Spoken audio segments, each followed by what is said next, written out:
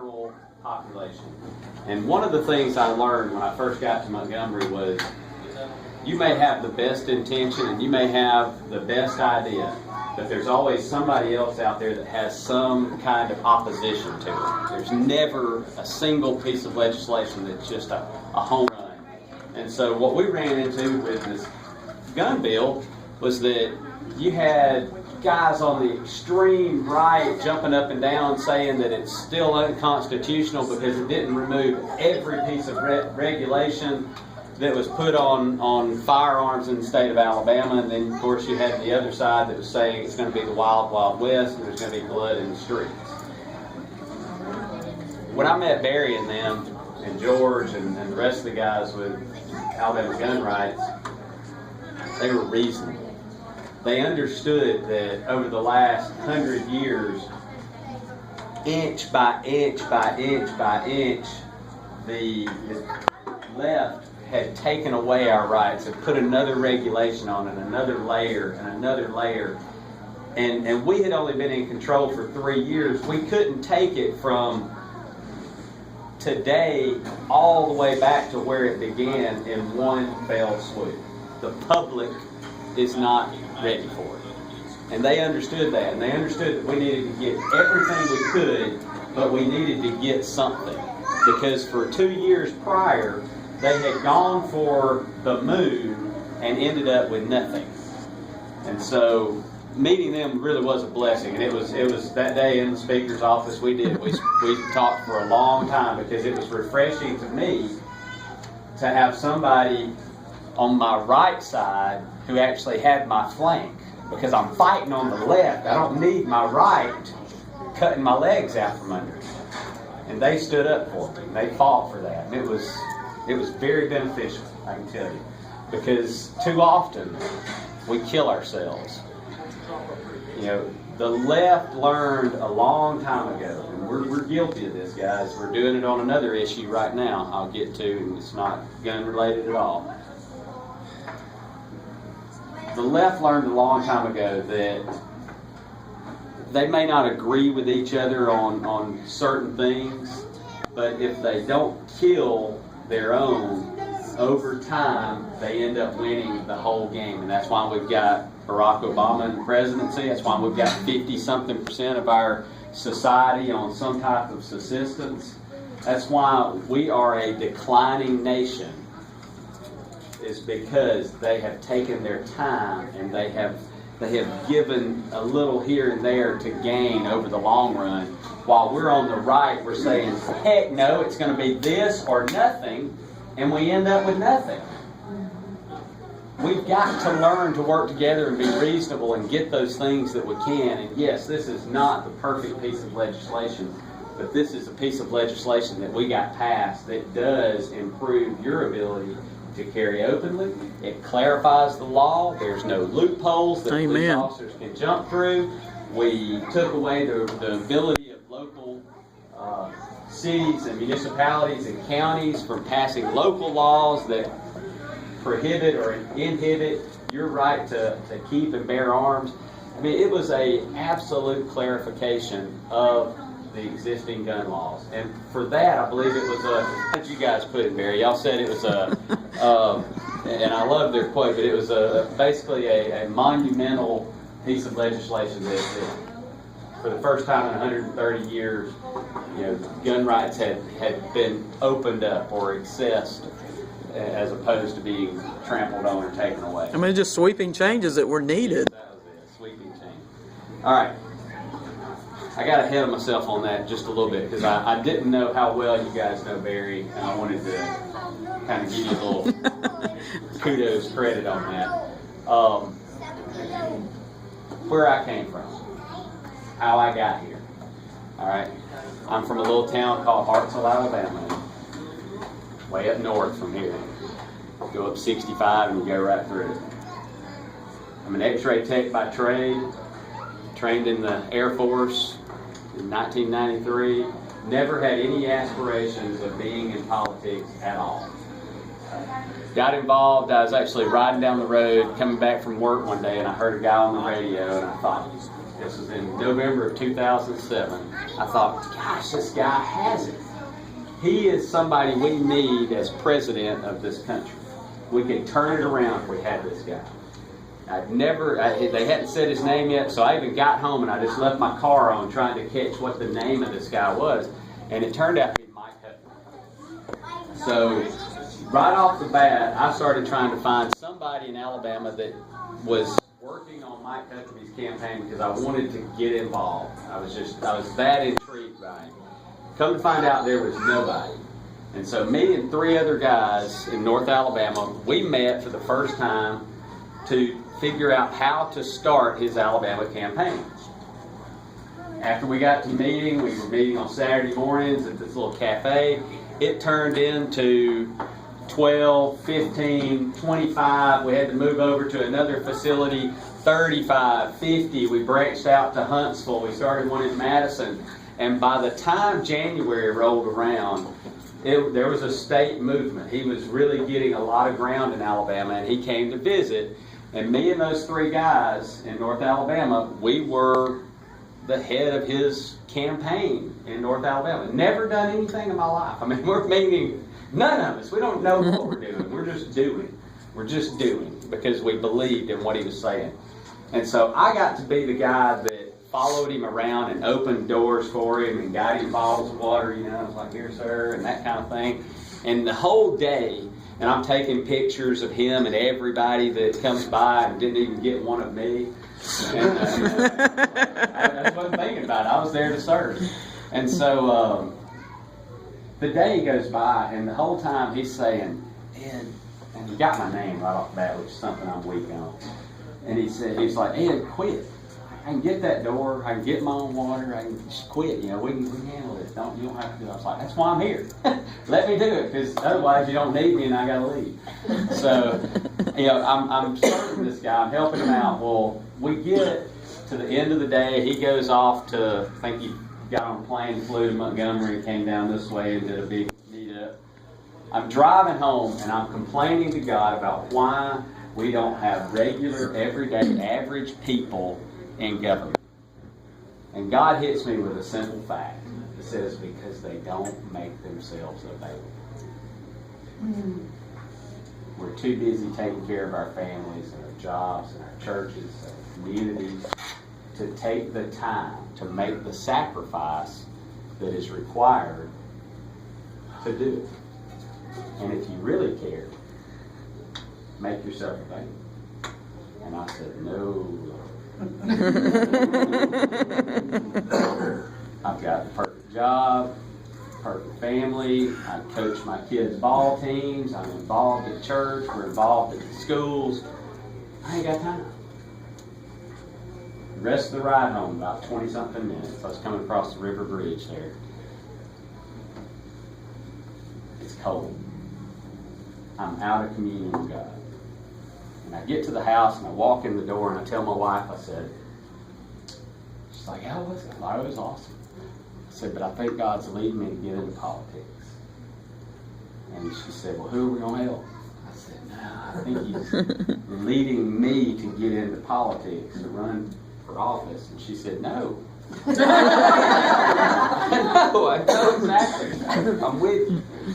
And so we began to pray that night, Lord, if this is not your will, I ask that you close this door. And we really expected the door to close. And so I would go, the first place I went and spoke to my parents and sat down with them and told them kind of what I just shared with you. And my mom said, well, we had always figured you would do something like this. We just didn't know when. And so my next door I was hoping would close. I went to my work and I told my boss, I said, because I work every day, 8 to 5. And I went to my boss and I said, this is what I would like to do. And he said, eesh, I don't know. I don't know if I worked for a group of 31 cardiologists at the time. And he said, I don't know if they'll go for that. We need to go sit down with the CEO of the office.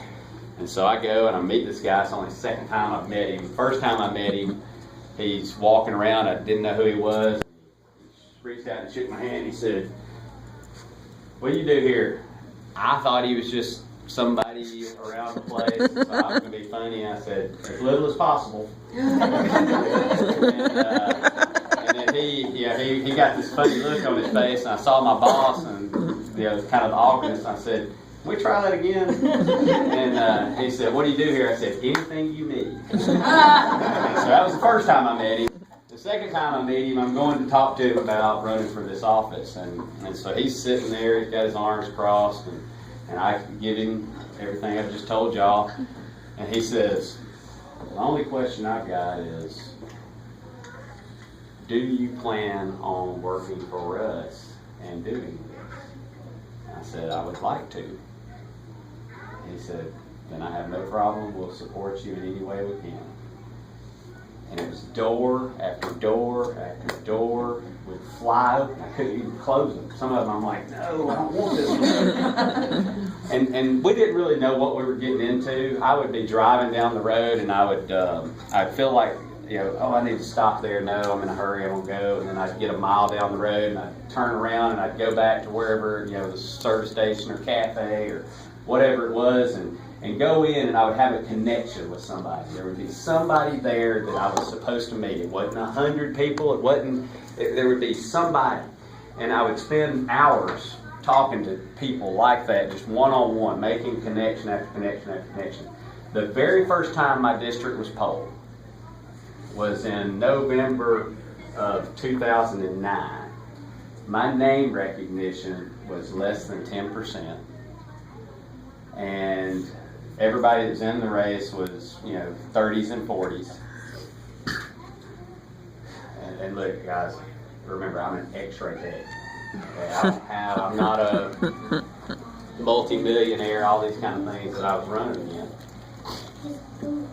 Fast forward, all through the election, I'm just trying to do what I'm called to do, be in those places where God wants me.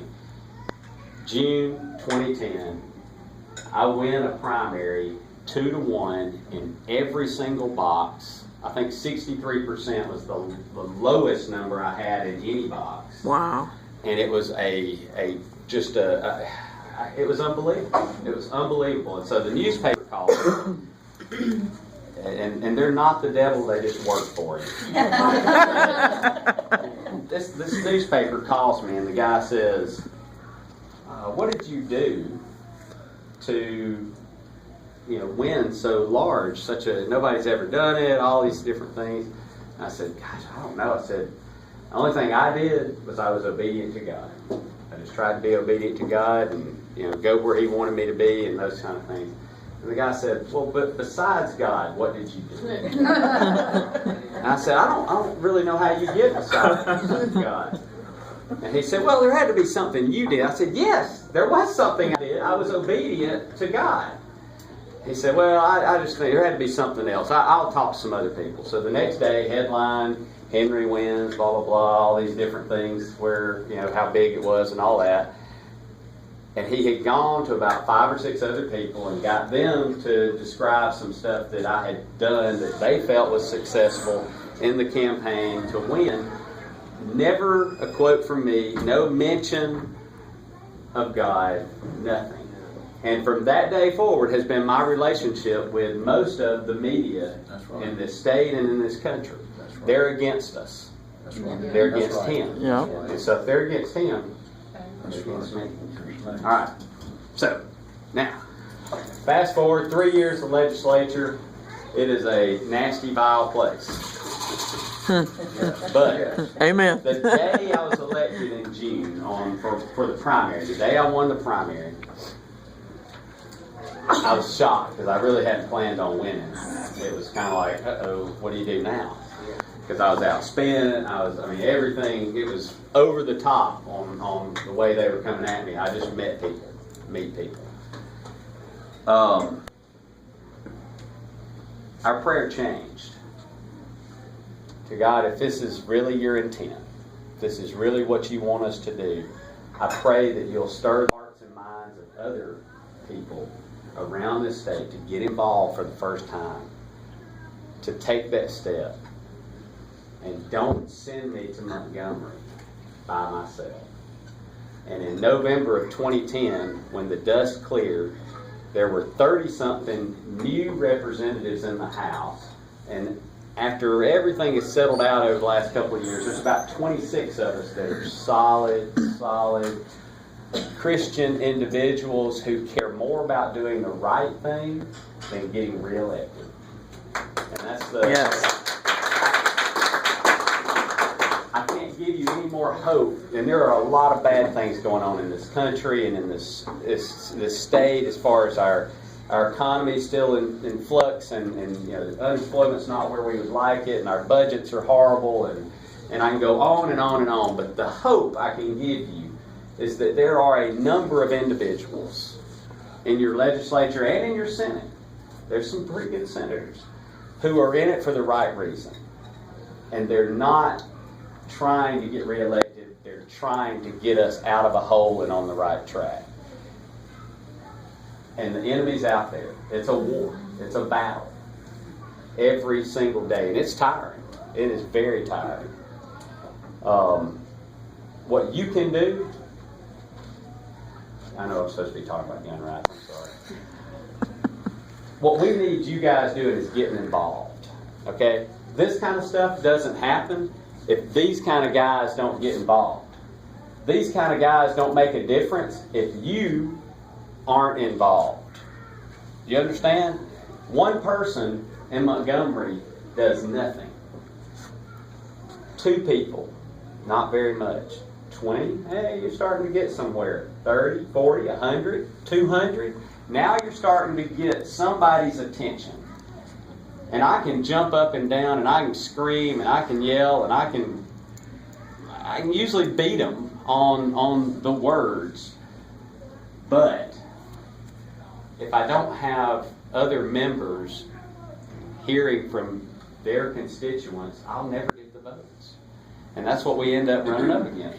This bill came out of the Senate, and it had some really great things, and it had some stuff that wasn't so great.